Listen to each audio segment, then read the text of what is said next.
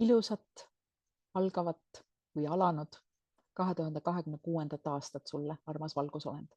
Soovin sulle lõpmatult õnne, küllust, tervist, kõikide unistuste täitumist ja oskust manifesteerida endale ja meile positiivne ajaliin. 2026. aasta saab olema kiirete muutuste, pöördeliste sündmuste ja ka avatud kontakti aasta. Sest tuhandeid aastaid on tsivilisatsioonid üle maailma hoiatanud inimkonda suure pöördepunkti eest.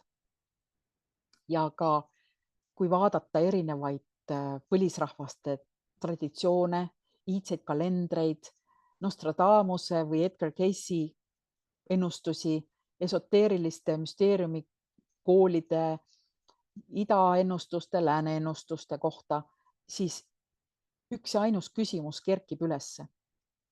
Miks nii paljud ajaliinid 2020. aastate keskel koonduvad kokku üheks ja miks paistab silma just 2026. aasta?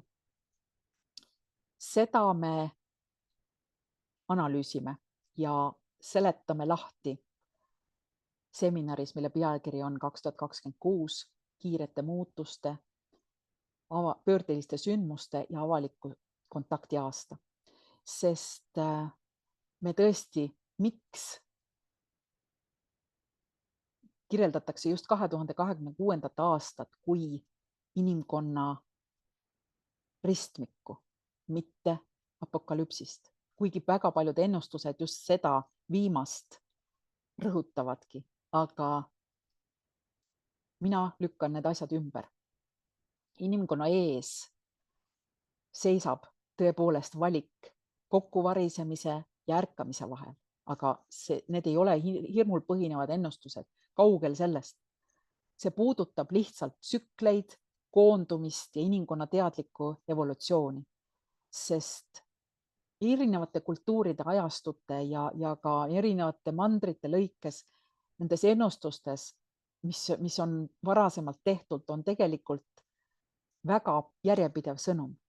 Inimkond läheneb lävepakule ja peaaegu iga maal eksisteeriva traditsiooni kohaselt me oleme juba selle sees.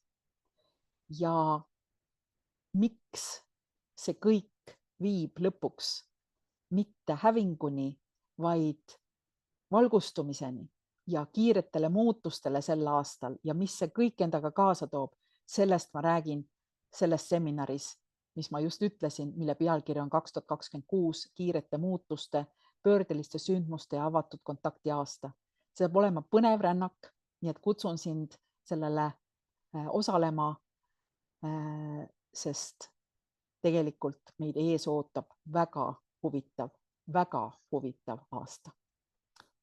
Ja nagu ikka, minu seminaridele saab registreeruda www.kaialise.com/internetiseminarid ja nagu ikka, kui sa ei saa esimene kord sellele seminarile registreeritud, kui midagi satub vahele, kui sa ei saa edasi või pangast makset ei saa teha, siis ära tee rohkem midagi, ära 2 korda ürita samale seminarile registreeruda, vaid oota minu kirja, ma saadan selle sulle ja toimi siis vastavalt. Ja kui sa oled varem saanud sarnase kirja, sarnase probleemi tõttu, siis sa võid peale 1 kord registreerimist, mida sa võib-olla siis enne juba tegid sellele seminarile, mille pealkiri on 2026 kiirete muutuste, pöördeliste sündmuste ja avatud kontakti aasta.